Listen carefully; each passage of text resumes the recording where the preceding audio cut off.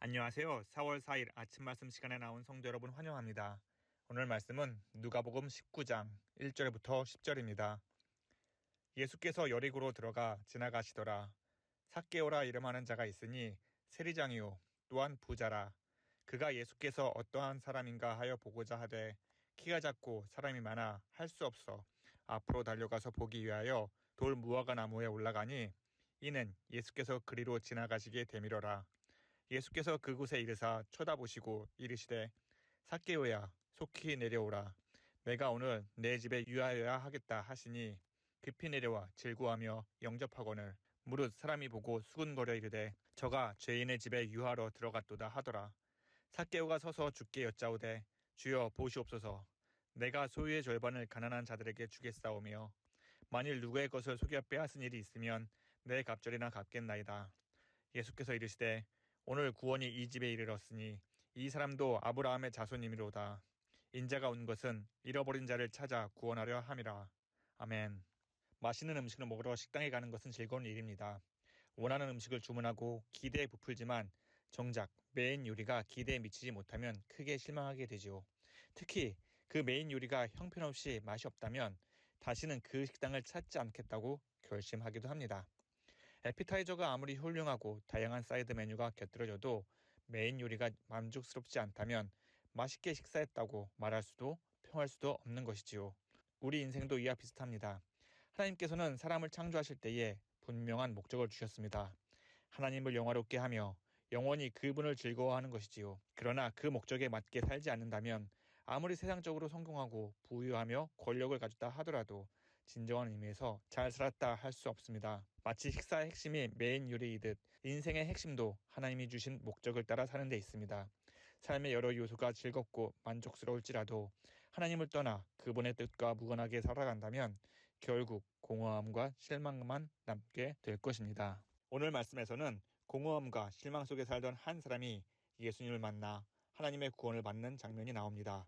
그 주인공은 바로 삭개오입니다. 예수님께서 여리고에 들어가셨을 때 그곳에는 삭개오라는 사람이 살고 있었습니다. 그는 일개 세리가 아니라 세리장으로서 세리를 관리하며 로마 군인의 비호 속에 안정된 삶을 살고 있었습니다. 게다가 여리고에서 벌어지는 여러 소식을 들으면서 자신의 방법으로 세금을 효과적으로 거두며 자신의 부를 쌓아갔습니다. 그러던 중에 예수님께서 여리고에 오셨다는 소식을 접하게 됩니다. 이미 예수님은 여리고 가까이에서 맹인을 치유하셨기에 그 소문은 빠르게 퍼졌고 많은 사람들이 예수님을 보기에 몰려들었습니다. 이러한 흥분된 분위기 속에서 삭개오도 가만히 있을 수 없었습니다. 그는 예수님이 어떤 분인지 알고 싶어 했고 3절 말씀처럼 예수님을 보러 나섰습니다. 그러나 그가 예수님께 다가갔을 때 예수님 주위에는 수많은 사람들이 몰려 있었고 가까이 다가갈 수 없었습니다. 게다가 그는 키가 작아 사람들 사이를 헤치고 나아갈 수도 없었습니다. 삭개오는 한 가지 중요한 결정을 내립니다. 예수님이 지나가실 길을 미리 예상하고 돌 무화과 나무에 올라간 것입니다. 그는 단순히 예수님을 좀 더 잘 보기 위해 나무에 오른 것이지만 그것이 그의 인생을 완전히 바꾸는 첫걸음이 될 줄은 몰랐을 것입니다. 예수님께서는 마태복음 7장 7절에서 이렇게 말씀하십니다. 구하라 그리하면 너희에게 주실 것이요 찾으라 그리하면 찾아낼 것이요 문을 두드리라 그리하면 너희에게 열릴 것이니. 삭개오는 이 말씀을 미리 알고 있었던 것은 아니지만 그의 행동 자체가 이 말씀을 실천하는 모습과 다름없었습니다. 수많은 사람들이 무리 속에서 예수님을 보려 했지만 삭개오는 그저 군중 중 한 명이 되기를 원하지 않았습니다. 그는 예수님이 누구인지 알고 싶어 했고 그 작은 갈망이 결국 돌 무화과 나무에 오르게 만들었습니다. 그리고 그 작은 갈망이 예수님과의 만남으로 이어졌고 그를 구원의 길로 인도한 것이지요. 우리도 마찬가지입니다. 하나님의 뜻대로 변화된 삶을 살기 원한다면 우리가 먼저 예수님을 찾고 구하는 열심이 있어야 합니다. 단순히 예수님이 계시니까 언젠가 만나겠지 하는 막연한 태도가 아니라 의도적으로 예수님을 찾고 구하는 마음이 필요합니다. 그 방법 중 하나가 바로 예배의 자리에 나가는 것입니다. 단순하게 일주일에 한 번 주일 예배에만 나가는 것이 아니라 수요예배, 새벽예배, 또 개인 묵상과 기도를 통해 예수님을 더욱 깊이 알아가도록 노력해야 하는 것이지요. 바쁜 일상 속에서도 예수님을 더 알고 싶은 마음이 있다면 하나님은 그 마음을 아시고 기뻐하시고 응답해 주시리라 믿습니다. 삭개오가 돌 무화과 나무에 오른 그 작은 결단이 그의 인생을 바꾸었듯이 우리가 주님을 찾고 구하는 작은 한 걸음이 우리의 삶을 변화시키리라 믿습니다. 우리가 간절한 마음으로 주님을 찾을 때에 주님께서 찾으라 그리하면 찾아낼 것이요 라는 그 말씀처럼 주님께서 반드시 우리를 만나주시고 그 안에서 풍성한 은혜를 부어주시리라 믿습니다. 예수님을 영접한 삭개오는 벅찬 기쁨 가운데 이렇게 고백합니다. 주여 보시옵소서, 내 소유의 절반을 가난한 자들에게 주겠사오며 만일 누구의 것을 속여 빼앗은 일이 있으면 내 갑절이나 갚겠나이다. 이것은 단순한 그의 결심이 아닙니다.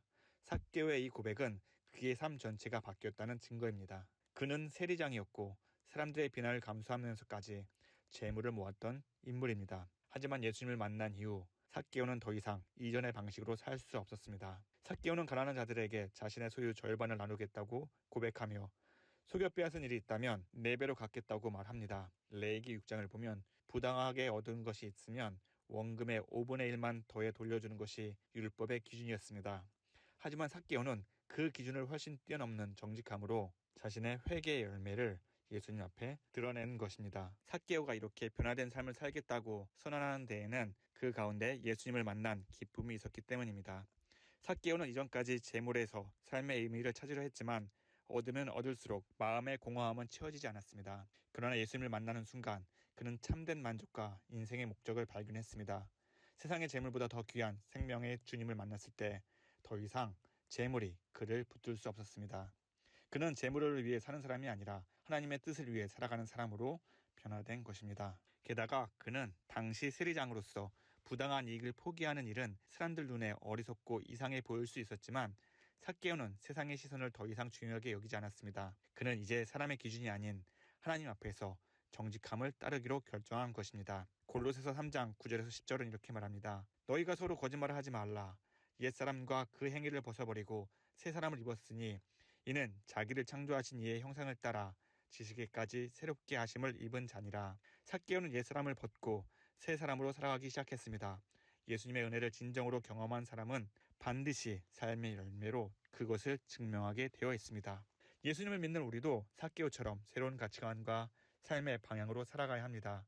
우리는 예수님을 믿는다 고백하면서도 여전히 세상의 가치관과 이익 중심적인 삶, 거짓과 위선 속에 머물고 있는지 우리는 돌아봐야 합니다. 교회에서 은혜를 받고 눈물을 흘리지만 일터나 가정에서는 여전히 옛 모습으로 살아가고 있는지 우리는 점검해 봐야 합니다. 하나님은 우리가 단지 감동하는 데 머무르기를 원하지 않으시며 그 감동이 결단과 삶의 변화로 이어지기를 원하십니다. 직장에서 작은 이익을 위해 정직함을 포기하려는 유혹이 다가올 때 우리는 예수님을 만난 자로서 하나님의 방법을 따르기를 결단해야 됩니다. 또한 재물과 성공이 내 삶의 중심이었다면 그 자리에 예수님을 다시 모셔야 하는 것이지요.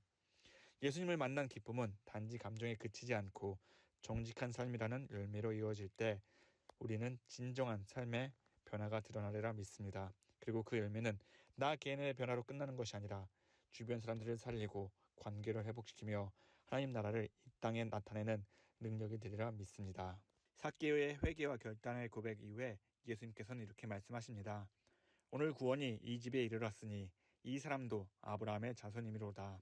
인자가 온 것은 잃어버린 자를 찾아 구원하려 함이니라.